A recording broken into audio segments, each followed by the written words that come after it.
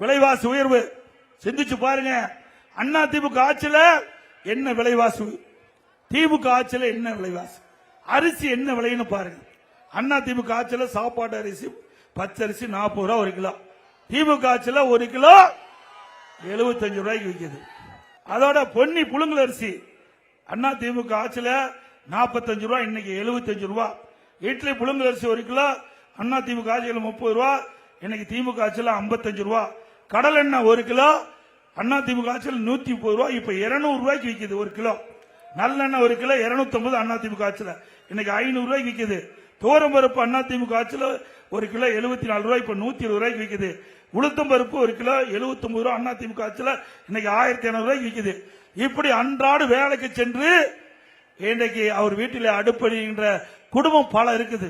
அப்படிப்பட்ட ஏழை குடும்பத்தில் எந்த அளவுக்கு விலைவாசி என்பதை பாருங்க. இதை கட்டுப்படுத்துறதுக்கு இந்த அரசாங்கம் எந்த நடவடிக்கை எடுக்கல.